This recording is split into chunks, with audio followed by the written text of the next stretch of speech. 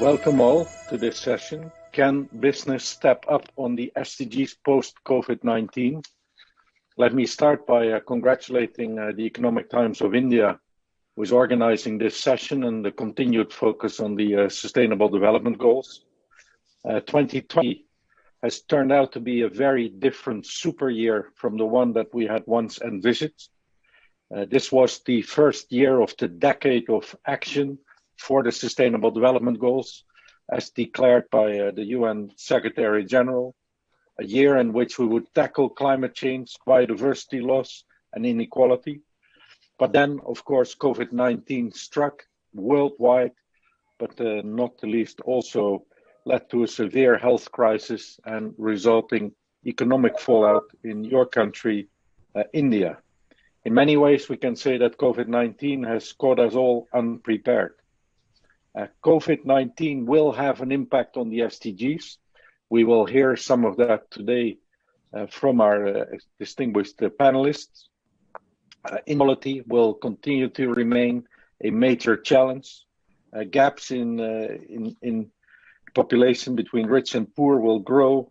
Unemployment is, of course, an ever more urgent issue. But at the same time, I want to remind everybody that COVID-19 is just a rehearsal for more things to come. Climate change will affect all of us, and therefore the focus on building back better is more important than it has ever been. Back in July, the high-level political forum on SDGs was held. At that time, the Secretary General of the United Nations said, we may not yet have the vaccine for COVID-19, but we do have the recipe for building back better, and that recipe are the Sustainable Development Goals. So let me focus now onto the panelists. I'll take each of the panelists one by one. I will pose them a question, which they will answer. Other panelists may respond to that. And after each of the four panelists have spoken, I will turn over to the audience and you can ask any question to the panelists yourself. So maybe I can go first to Ahmed Elsheikh, the President and CEO of PepsiCo India. Ahmed, how has your company's business and sustainability strategy shifted post-COVID-19, especially at a time like this when business needs to be more ambitious and purposeful in reaching the SDGs? Thank you, Peter. Good morning, everyone. It's my absolute pleasure to be here with you this morning. I want to thank ET, great platform to discuss a very important topic in today's time. I want to thank the panelists, the attendees. In PepsiCo, just one thing, we believe that we are an agri company. We work on both food and beverage. We started in India for 30 years right now. PepsiCo business is guided with what we call winning with purpose. Our fundamental belief that the success of the company is linked to the sustainability of the world around us. Winning with purpose is a philosophy aligned with the UN SDG. And now I want to talk about three goals. Goal number 2, about hunger. Goal number 6, about clean water. And goal number 12, about responsible production. And for us, these three goals is very simple. Working with farmers, working with water, and working with plastic. 3 topics. And this is what we set our priorities for this years and years to come. In terms of farmer, by promoting sustainable practices that improve both farmer livelihood and farmer productivity or farm productivity. Water, we have been working toward driving water security to ensure business continuity while positively contributing to the community and returning back more water than what we use. Plastic, our vision, a world where plastic never become a waste. Let me start with the plastic.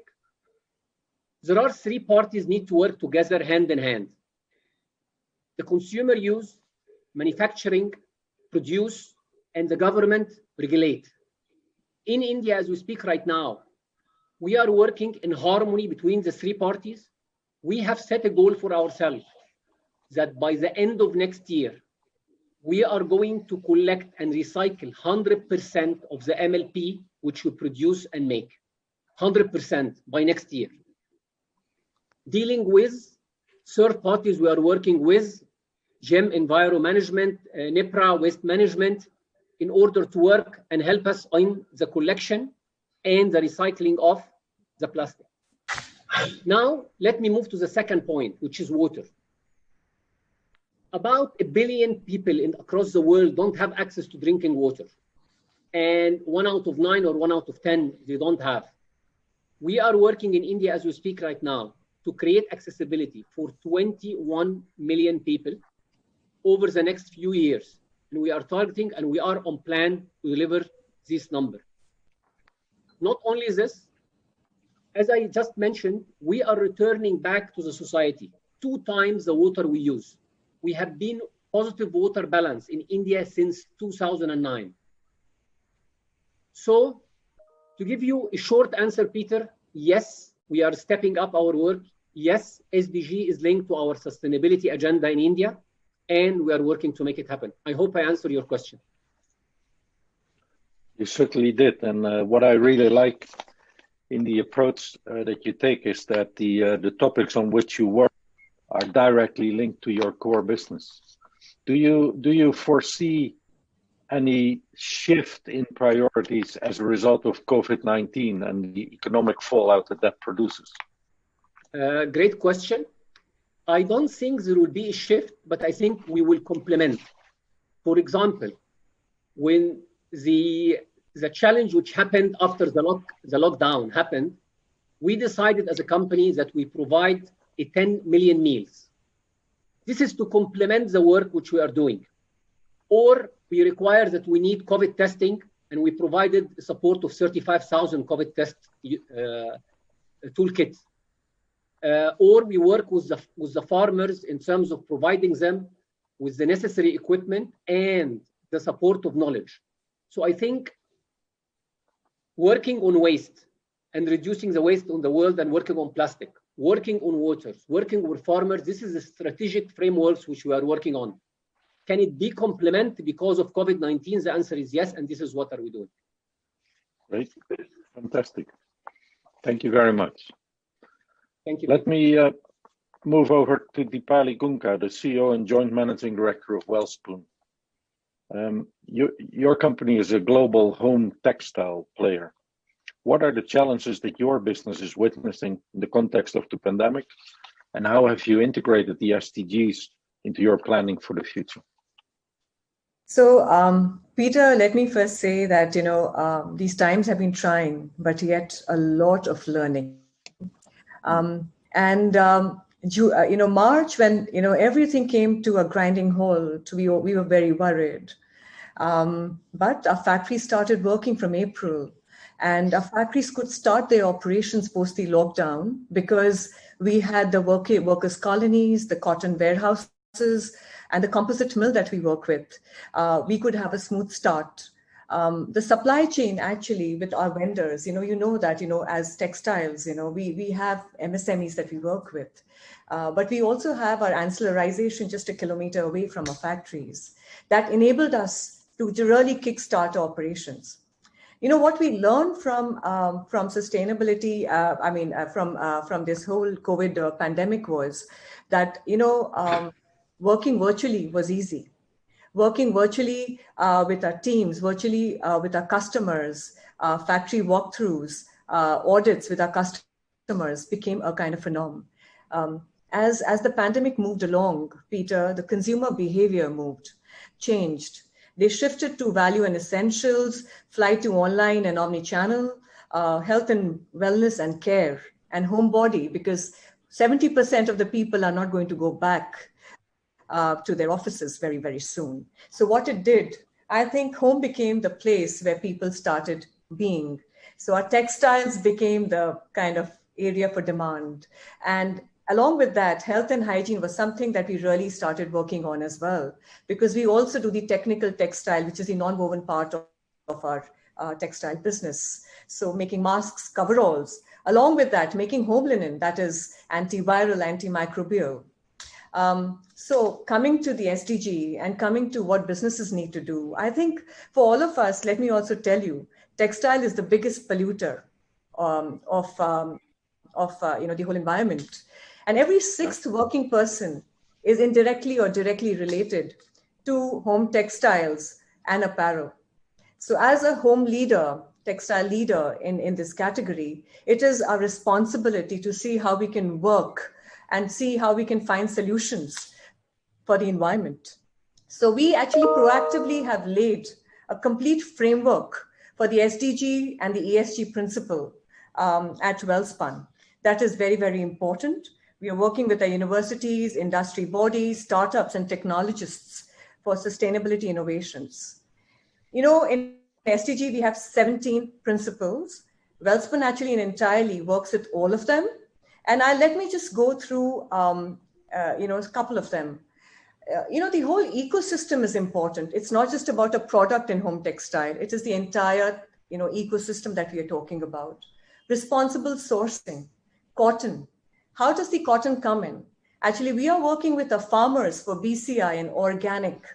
100,000 acres of land banks, 13,000 farmers and 70,000 farm workers and 350 villages. We are working with them. We teach them how, they can have a better crop, how they can go to the market, and also support them with a software and an app. They have an AI-induced kind of a pest management system as well available for them. Making manufacturing operations greener and sustainable is very, very important. 30 million liters of water that we recycle. We only use recycled water so that the communities get water to drink, the farmers get water for irrigation. And energy conservation, the sludge that is generated, we use it as a fuel in our factories. And if I can tell you, we work out of Kutch, which is an arid part of the country. We have planted around 260,000 trees around, and even more as we go forward. It has changed the whole ecology of that area. Inclusive workforce, I think we can't forget that. 25% women and specially abled people who work with Welspun is very, very important to our DNA that we have in terms of diversity. Reducing carbon footprint in the supply chain. Sustainable modes of transportation, ancillarization that I spoke about earlier. And also supply chain that is transparent. I think that will be important in the beginning of a blockchain that we talk about. Enabling circularity. We talk about the landfills globally. What are we doing for that as a textile manufacturer? I think that will be key. So I think getting back to that from the end goal, where we get the product, we break it up into fiber, and again, get it back into the whole system. Plastic, again, is becoming very, very important. How can we get that plastic bag chip made and get it into making, the plastic bags, which are sustainable. And last but not the least, is the life cycle assessment of our products. We are measuring every index in the product that we manufacture in the terms of the energy consumption, in the terms of the whole environment impact that we do. So that's it from my end. But I think SDG will play, and the principles of SDG will play a lot of role in terms of home textiles. Thank you, Peter. I hope I've answered your question. If there's anything, let me know. It's fantastic, Dipali. By the breadth of your answer, you indicated that SDGs are part of your future planning. You mentioned yourself that textile is environmentally taxing activity. And in India, you are facing shortages in groundwater. We just heard PepsiCo focus in the farming end of their operations on water conservation. Tell me, what can Welspun do when it comes to the manufacturing process and water scarcity? So here, Peter, for us, we are working, we have this STP where we recycle around 30 million liters of water every day.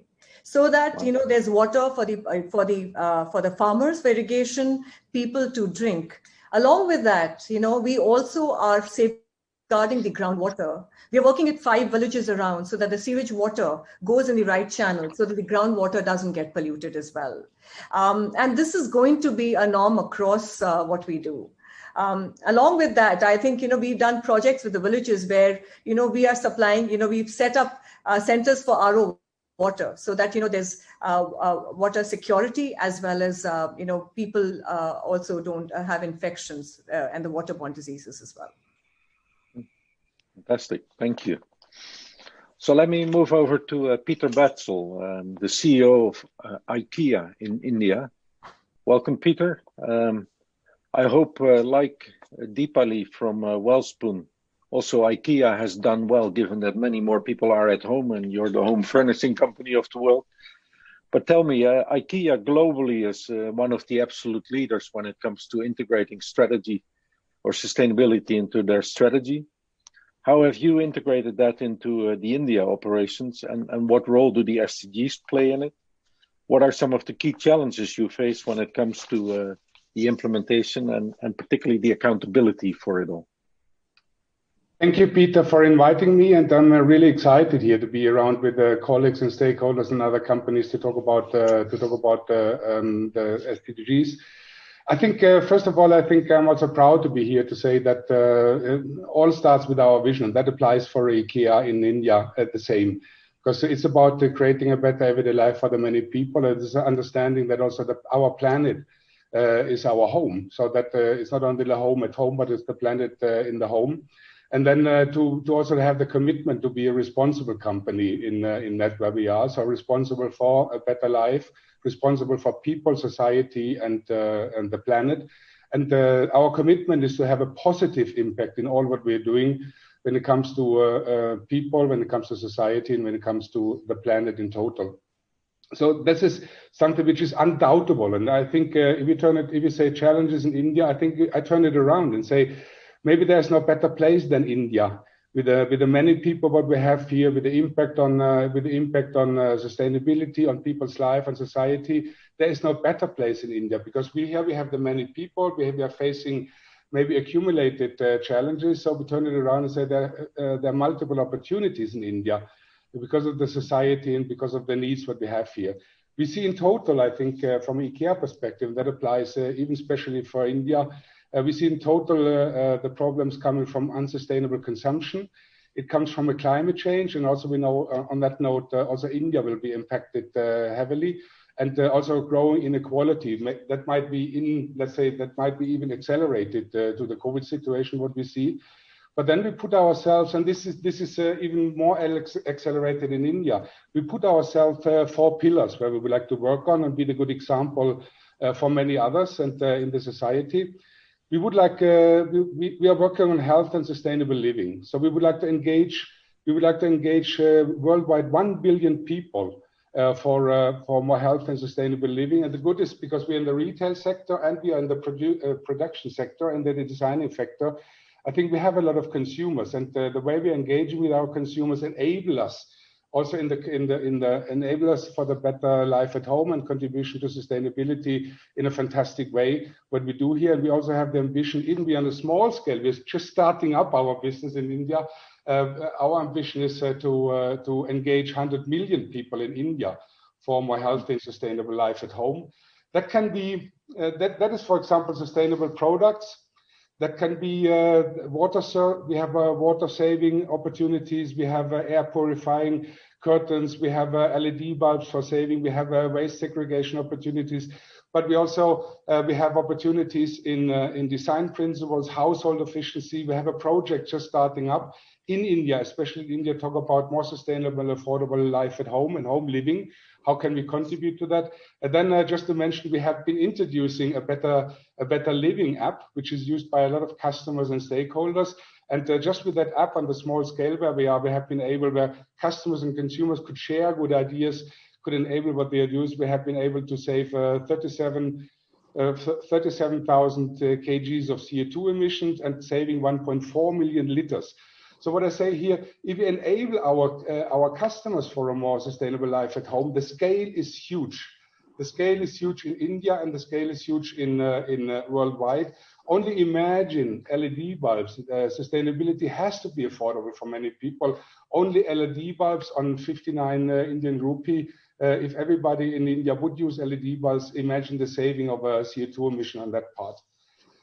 The second part, what we are working on very hardly, is circular IKEA. So that means, and this is the ambitious goal, 2030, we would like to have all our products and the business operations to be circular. So that means in practical, all our products will be either done out of renewable sources or recycled, being able to be recycled in that sources. We're already in a fantastic way to do that. And Dipali was mentioning the initiative, for example, for better cotton. We have already now 100% of our forest or our wood coming from sustainable, responsible sources. We are talking about animal welfare. We are talking, for example, services, new services of rent, share, second life to products. But 2030, this is a goal, and this is what we're striving for. All our products are made out of either recycled or renewable sources. The third part and the third big pillar is climate positive. So that is 2030. In our operations, we would like to have net, both what we are saving, but both also what we are investing in to store or restore. We would like to have a positive footprint in carbon.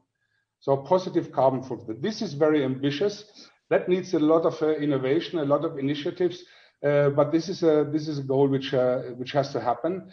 For today, it's we can talk about renewable energy. Where today already we already with all the savings and the investments what we're doing worldwide in renewable energy, we are already in our retail operations. We are better than we are producing more renewable energy than what we are saving. We have in our India stores, for example, we have solar panels.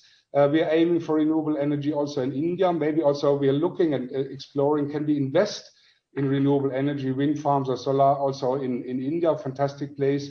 We have, we would like to be 2025, have 100% EV transportation to the customers. We already have almost 15% already in India, in Hyderabad, but we are aiming also here for 100% EV. We have all our stores are 100% green certified. There are more investments what we can do in cooling and heating with the buildings, in geothermic. So these are the ambitions what we're taking in India. And the fourth pillar is maybe even better in India is equal and fair when it comes to society. So it's unnegotiable that we're talking about human rights. So we have, when it comes to gender equality, we have 50% gender equality in our in the retail India. We're to enable that we have 6-month parental leave, for example.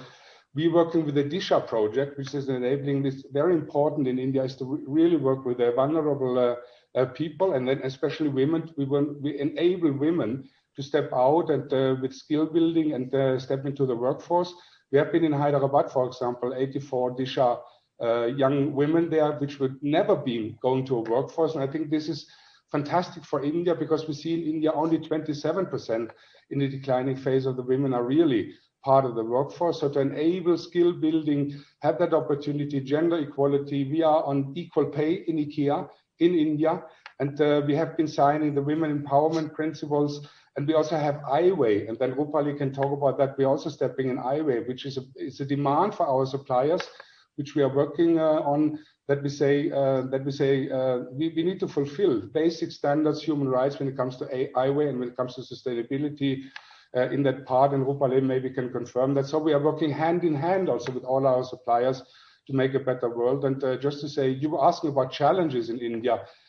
Really, to turn it around, India is the best place for all the topics we are talking about. To make it really happen, because it's a big scale and a big need. And we see also increasingly in the society, with the stakeholders, with the government, increasingly, let's say, the need to step in. So also we can only do it together. It's together with stakeholders, with our consumers, it's with our co-workers, with our suppliers, and with NGOs to achieve that. But I would like to say, we should stop, and that is something, stop to have the big ambitions and stop to talk about. The good example in action makes the difference. And we are here also to say it's possible. Wherever we talk about, it's possible. And every scale and every action we can take together will improve what we have been on the agenda. Thank you. Fantastic, Peter. Dipali, from where you sit, you were smiling very friendly while Peter was talking, but is it good to be a supplier of IKEA? I'll tell you, Peter, what we've learned with IKEA. I think they're leaders in sustainability. And I think it's been, in fact, we work with Ikea for product development and 3 years in advance about sustainable products. The cotton sustainability came in from Ikea. And I think really a lot of learning from Ikea as a partner, definitely. I mean, yes, Peter, definitely. I mean, I will just say, we are doing a circular project and where we are upcycling around the rags that we generate. And we are making cushions and carpets and rugs out of it so that the women are getting work in our communities. That also was an idea that was sown by IKEA. So I would definitely say a lot to be learned out there. Definitely. Right. Can I add something to that?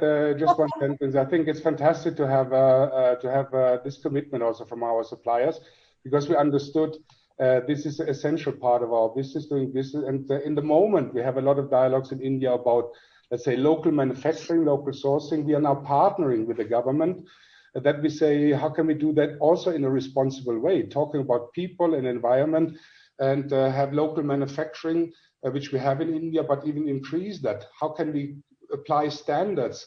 What we are maybe a good example for also for many more suppliers in India, because that is needed for the world, for the people, and for the environment. Yeah, fantastic. I would like to move over to the last of our panelists, but certainly not the least, Vikram Kirloskar, the Vice Chairman of Toyota Kirloskar Motor. Welcome to you. A very different sector than the previous panelist, but as a leading automobile manufacturer, how do you think business can influence the clean energy transition post-COVID-19 in India, especially in the transport sector? What are for you the strategic opportunities for business to drive economic recovery and maintain the momentum on the clean energy transition? Over to you. Hi, good morning all of you. I heard a very interesting story yesterday, which I think is worth telling. At the turn of the 19th century, late 1800s, bulk of New York, the transportation bulk of New York was through horse and carriage. And the economy was growing rapidly.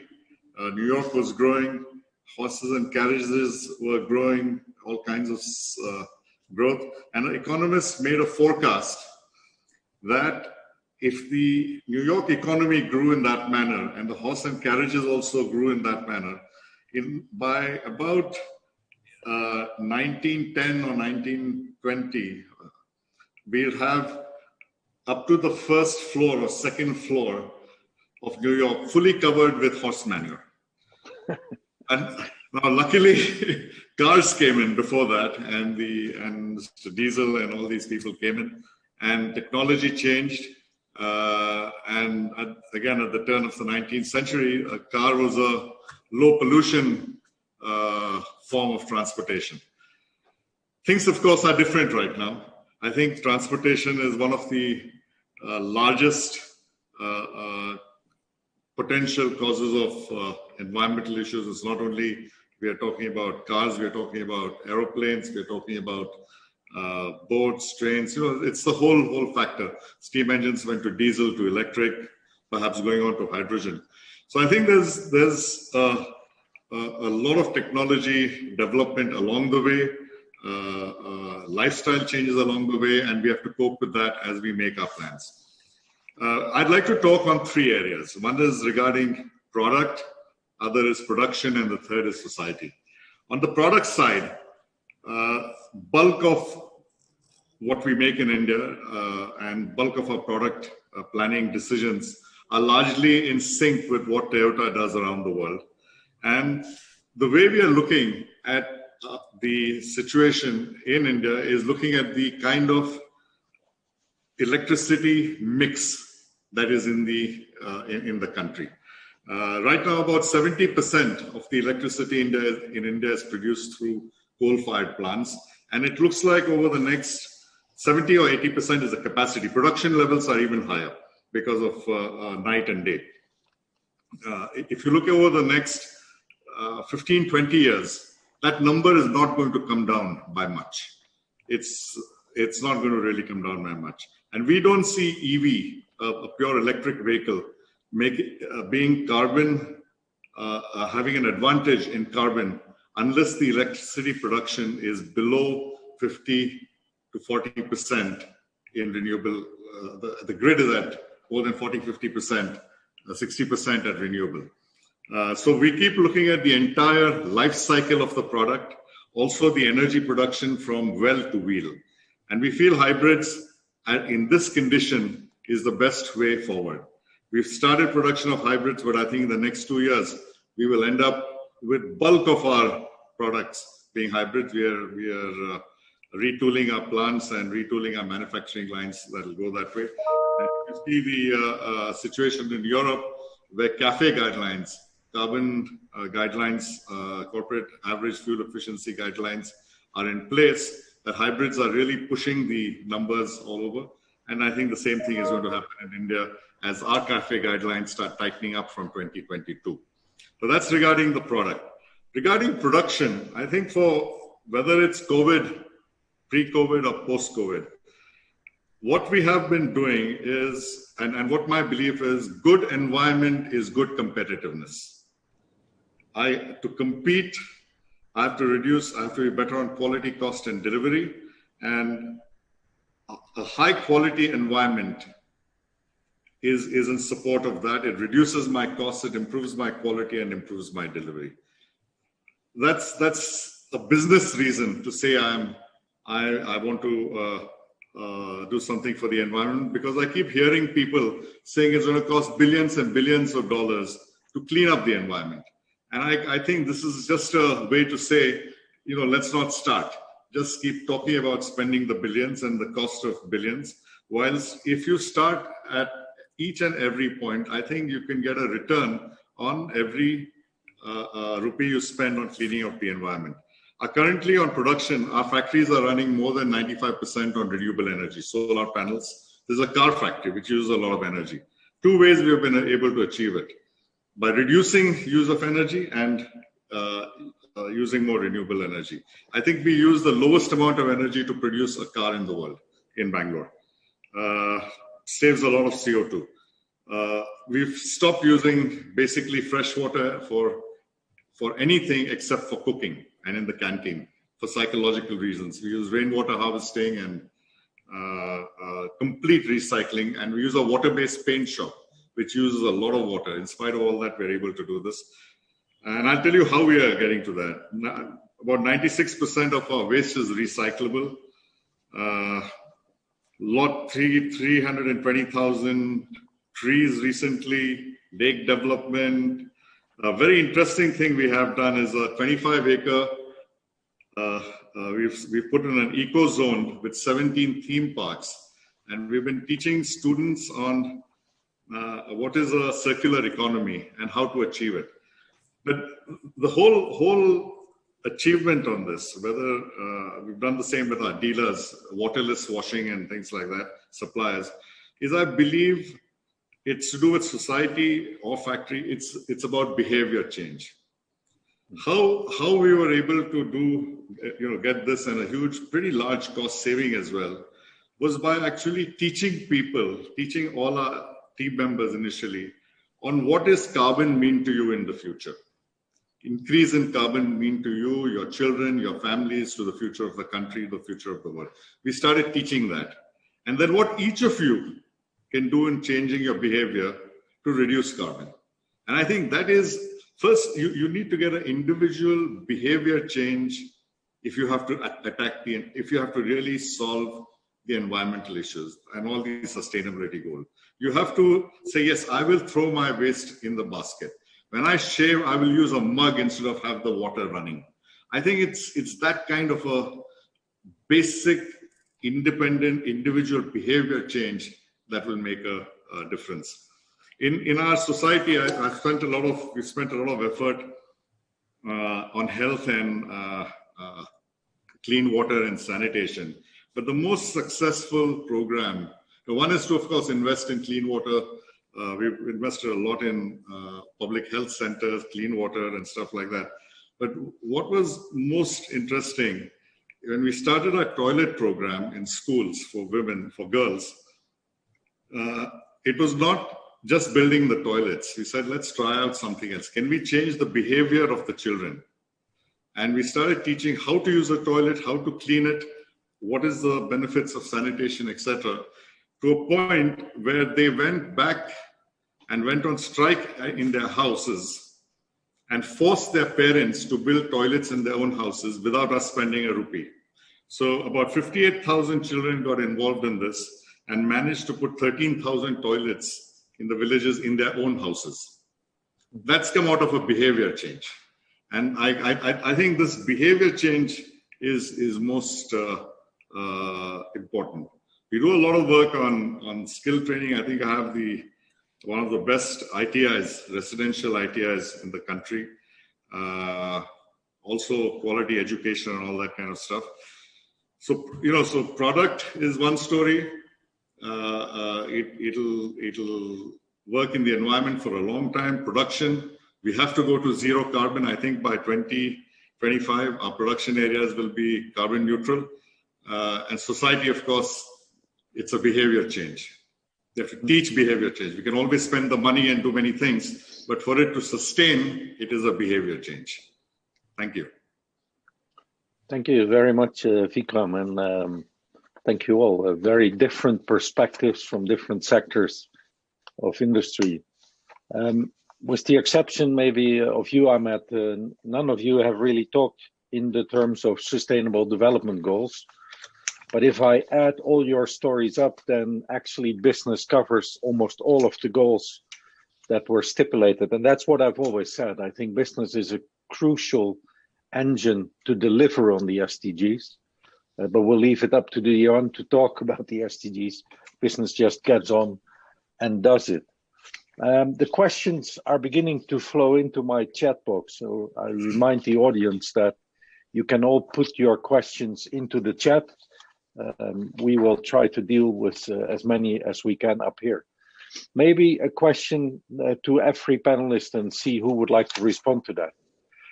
Bringing the youth into the economy has always been a major challenge in India, given the vast amount of young people that you have in society. What COVID most likely will do is, with the rising unemployment, is make that a much more urgent question. How do we provide meaningful jobs for the young people of India? Is there anything that anyone in your operations is considering to accelerate that post-COVID? Open question to any panelist. So, Dipali. I can also just add on, and then I think Vikram can add on. I think here, Peter, when people are talking about unemployment, I think let's also not forget there'll be 90 million non-farm jobs that will be added in the next couple of years. So what are the things that we need to do as a country? I think that is something that we really need to think about. So looking at India being the epicenter of growth and the kind of young population that we have, creating effective manufacturing hubs that could support automobiles, that could support textiles, pharmaceuticals, I think, which could be having strong infrastructure, IT-ready parks, nearer to the ports. I think there are a lot of things that we need to do there. That is something. Services, I think, Peter, would be very, very important to definitely look at, secondly. And of course, the third would be the resilient homes that people are talking about. So I think there are these kind of lot of opportunities that are going to stem up. But one thing which I'll add, and then Peter, and I think Vikram can step in. I think let's not forget the diversity that we are talking about. Let's not forget that population that still exists and lives in poverty here, and women. So I'll just give you a small anecdote. We did a small project on sanitary napkins with the women's in community. What did it do? That it not only helped the women, inspire them to use the sanitary napkin, which they were not using. Also, they were becoming entrepreneurs so that, they could earn their living, and also the children can go to school. So I think it is the whole ecosystem, Peter, that needs to be really looking at. First of all, this young generation that's coming in, the non-farming jobs that we're talking about, and also let's not forget the diversity. That is the 50% of our population, Peter. Great, thank you. Vikram, you wanted to add, I saw. Well, the basis for obviously getting jobs. Basis is a growth in economy. We need to grow our economy much faster, 7, 8%, 10, 9%. That's a basis. And I think an open market economy is the only way, with less control, except for environmental controls, is the only way we can really grow at that rate. I do believe the Modi government is trying its best to open up as much as possible wherever they're able to find the knots. They're trying to untie them. But it also requires a mindset change in our bureaucracy and everywhere, that we go into a place where we respect and trust each other. To really grow the economy and to get jobs, we need to develop mutual trust and respect between government, industry, and society. This is key. If I look at the difference between a developing country and a developed country, that's the key difference. The degree of mutual respect and trust between society, government, and industry. Anyway, that's the philosophy part of it. Now, what do we do otherwise as industry, as car makers, for example? We have to figure out how to be more competitive. It's very good, very easy to say, okay, people move out of China and come to India. Rubbish, no one's going to do that unless I'm cheaper, my cost is lower, my quality is higher, and I can give a better delivery. And keeping a cleaner environment and higher safety standards than anyone. That's basic, fundamental. And I think unless we have to employ the youth, we have to encourage competitiveness, number one. And I believe the way, on a sustained basis, especially for large industry like the auto industry and some of the others, and what we are doing to get this kind of competitiveness, is to do a fairly large amount of vocational training within our resources of the people we employ. We're doing. I have a boarding school.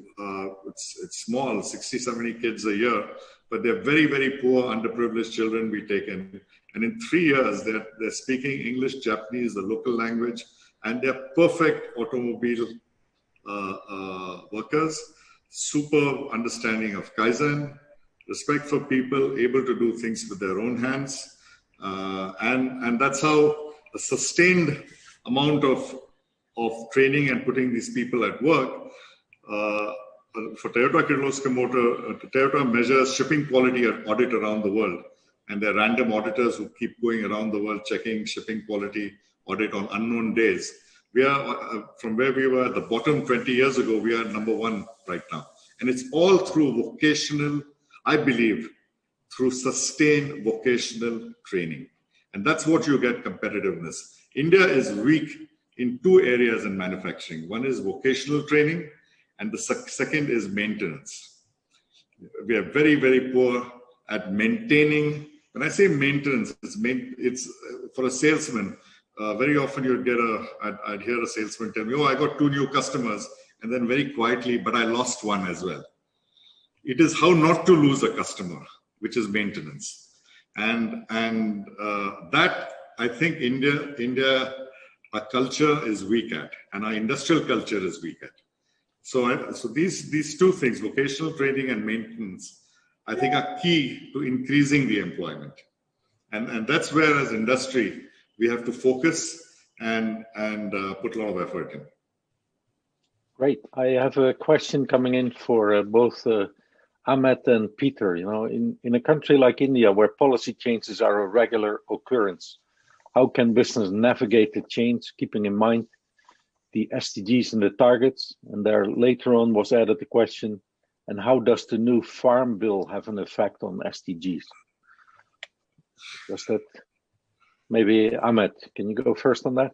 Yes. Number one, change is good. And change in policy sometimes is add more value to the business. We believe in India growth story in PepsiCo, and the penetration and the per cap in every single category we operate in is very, very low. And there is a huge opportunity for growth. And we are riding that growth plan, which we are working on as we speak right now. So I believe this is regarding the growth. And just one point, we are opening a new plant, a new greenfield in UP in the next 6 months. We are working on it. We are expanding in another state also with another greenfield.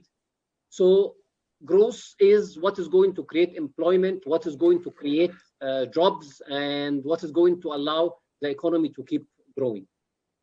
The point of the new regulations. The government listen. And this is a very good thing here, that you have a voice on the table before the laws coming out, okay? To speak up as an industry, your point of view. And I have witnessed during my last 3 years, couple of times that the government listened to the industry and started to adapt the strategy in order to drive the growth at the end.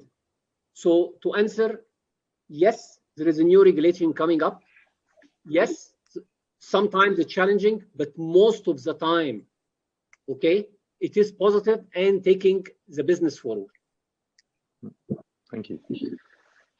From our perspective, I think first of all, what we said before when it comes to people, good positive impact on people and society and the environment. I think we all, and we have a big trust in that also from the government authorities, that we have a big trust that we all want the same for India, because that is not something what we want to do different.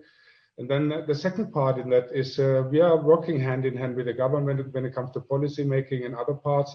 How can we really, how can a company like Ikea also is here with a big knowledge and a big ambition and the positive outlook and the positive mood, how we will contribute and the way we can use India as a fantastic opportunity also for the world. Hand in hand with the government to say, how can we enable a company really to grow, then also grow the business, and while we are growing the business, we are growing the positive impact on people and society and that part. So we would expect that we're going hand in hand, and we have that, call it ease of doing business, all the things what we're doing. It's confirmed with the government, but I think there are steps to go and there are steps to be to really see the positive impact what many companies can do and enable them to grow the business in the best possible way, because that will be good for society and the business in the long term and in the midterm run. So that is something what we really always bring on the table. We feel got a big support. Sometimes policies are made on a short-term note, but I have a big trust in the governments also that we are talking about the mid and long-term approach is what we all want the same. And we all want to make it impactful, and we all want to make it fast. So please enable the good businesses to be able to grow fast also. Okay. Today in the panel, you all represent very large-scale businesses, but we all know that the Indian economy has an enormous amount of small and mid-sized enterprises as well. So maybe, Dipali, can I ask you, what can you and your supply chain do to make sustainability part of business also for small and mid-sized partners? I think, Peter, it's a very important question. And I think when COVID struck and, the economy just came for a standstill, I think the biggest thing that really was impacted were the MSMEs and the whole ecosystem of the MSMEs. And I think for us, I think it will be important for us as an organization, as a company, to see how they can coexist in the terms of, the whole supply system and the ecosystem. Like how we work with retailers like Ikea and how they train us for the kind of norms and how we are trained and, given a kind of a perspective. Similarly, can we also, upskill our MSMEs, upskill and completely integrate? I think technology will become very, very important. Most of them are completely challenged there. The whole skilling of people that side, Peter, would be a very, very important thing. And I think integrating them seamlessly into the supply chain and the needs that we have would be very, very important. So I think, Peter, for us at Welspun, I think that's where we created the ancillary setup, where all these vendors have set up their shop there. It is just 2 kilometers away from a factory. So making packaging, trims, everything there, and integrating them through our systems and expectations of the whole supply chain. So I think we all need to do that, and that will really upscale that. Technology will become very key, I think, Peter, because I think Industry 4.0 is a reality. And when Vikram spoke about skilling, I think skilling will have to go down not only about the kind of knowledge of your product, knowledge of weaving or spinning, but about how we can upskill them to Industry 4.0. That will be really a very, very important aspect of what we see as the new era that is setting in. Excellent point. Yeah, thank you. Can I add Great point. And yeah, go ahead. Go ahead, Peter. To build on what Dipali is saying again, it's not only the Indian economy in itself, but I think what India is aiming for when it comes to, let's call it from an expert perspective, when you talk about the home furnishing sector, I think India can be in a fantastic way to set the standards for the world, both for skill building, for sustainability, for how do we integrate the people in the workforce, how do we fulfill the demands what people have and society has. If we are aiming for that, then India can be a very competitive opportunity for the world market. I give you a small example also. We are working also with artisans in India, so on let's say on handicrafts, and then the opportunity what we have. So they are producing that in a sustainable way. We are empowering women in that. We do that in a good way together with our suppliers. But then it can be sold all over the world. Imagine that scale. So the small scale here will be a big scale in the part. So let's create together India for that sustainability and people positive part, and be the good example, and then also be open to transport the innovation and to transport the goods and manufacturing to the world. I think we can be in the forefront here if we all want it in India. The opportunities are just there. Don't close India with the import restrictions, whatever. Open India and be the good example in many dimensions. It's possible. Yeah. Ahmed. Yeah. Sorry, there is just building on what you have just said, Dipali, about the role of the technology. During the lockdown and even before that, we started to connect with the farmer digitally. Digitally in terms of two things. Number one, managing the crop. And the second thing is the supply chain part of it. Managing the crop in terms of which field to harvest first, what the irrigation timing needed. And that has happened through handheld units and connecting digitally with the farmers. It was a great initiative, especially during the lockdown, to see that technology working, that you have backward integration from the farm till the end. So I agree with you 100%. Technology has an important role to empower the total backward integration of the total system end to end. And we have seen it. I think India is a fantastic ecosystem for innovation and for startups and for young people driving that and for companies driving that. I think this is fantastic, based on the society and the roots and the culture. I think use that even stronger from a company perspective. One small example, we have been in Delhi, for example. We have been together with designers, also local parts, and we have been using the crop of the rice waste and turned that in products. And we sell that worldwide. This is a small example of innovation which is possible in India. We have that drive in India for innovation, and then we need to include them in the totality and then find the best way for the world. So innovation is here in India. We just need to use it and integrate it much stronger in the way forward. I absolutely love the positivity of this panel. But Vikram, it was you who started talking about reskilling. At the same time, we have to recognize that there is a technological divide in the country, and that, you know, not everybody has access to technology, not everybody has access to the education. What can we do there to make the population more technologically savvy? We have to put in more efforts at every level. I mean, this is not it is really how many more people I can educate, how many more people I can provide technology to. I think these are not easy things to do on a mass population. I think providing internet service across the country, they're trying very hard. It's growing. I don't think we would have been able to go through this COVID situation if we didn't have some technology working across the country. If you saw over the last 4 months, 4-5 months, as we've been through various shutdowns, essential services have worked pretty well. I don't think there was, maybe in small pockets, there was shortage of food and essential services, but it worked pretty well. My internet ran every day, which was, wow, I was really worried when the whole thing started, whether things will work.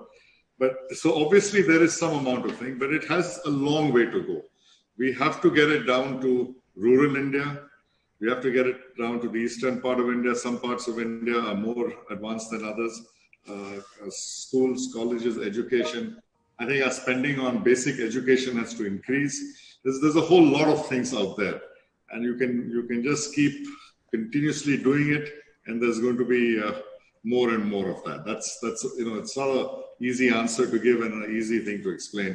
But as individuals, we have to try our own way to push technology out as much as possible.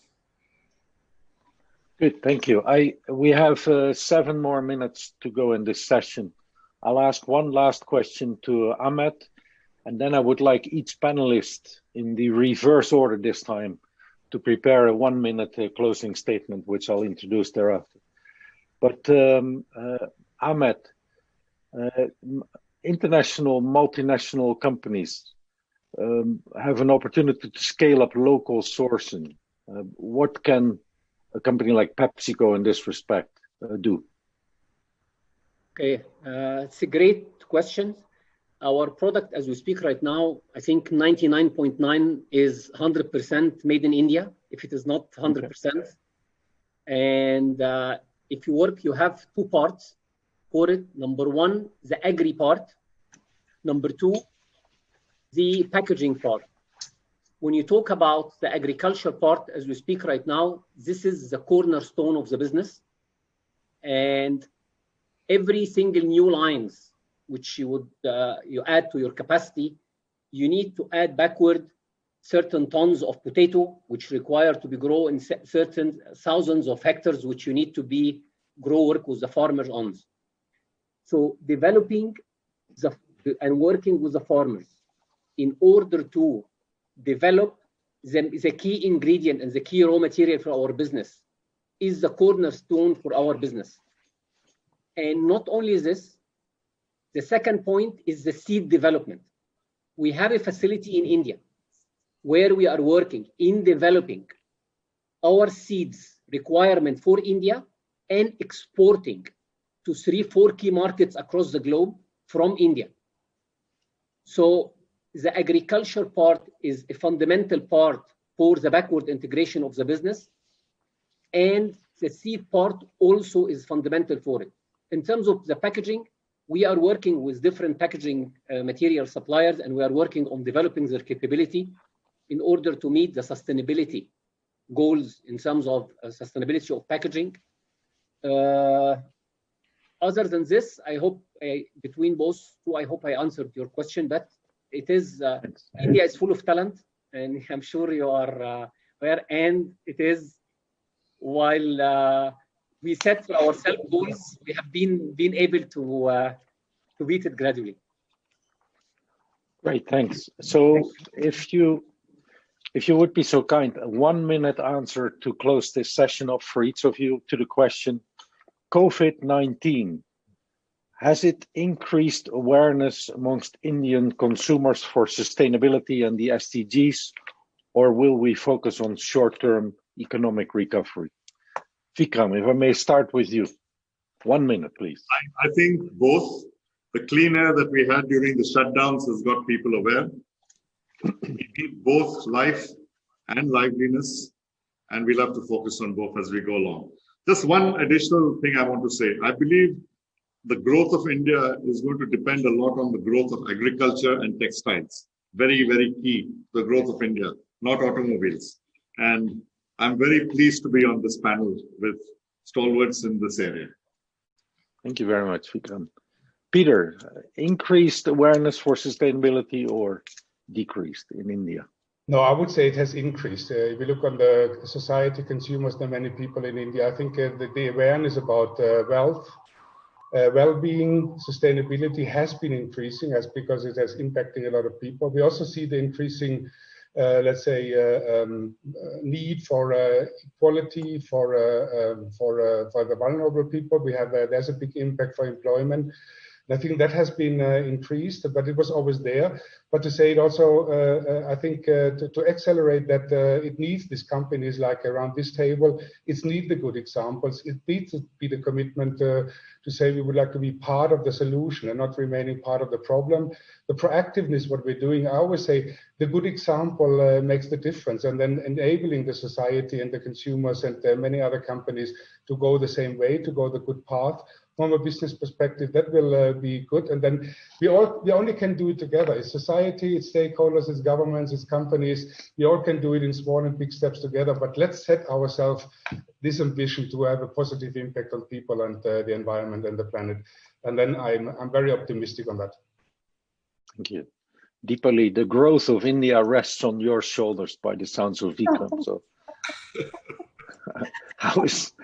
No, but I think I would just say for the perpetual economic growth, responsible production and consumption, market transformations and new ways of doing business, industry, innovation, infrastructure, addressing environment, social and governance risks holistically, peace, justice, strong institutions, and of course the green jobs. I think all of us will have to look at that for a perpetual economic growth, and sustainability is not just a statement. It's a reality and really important.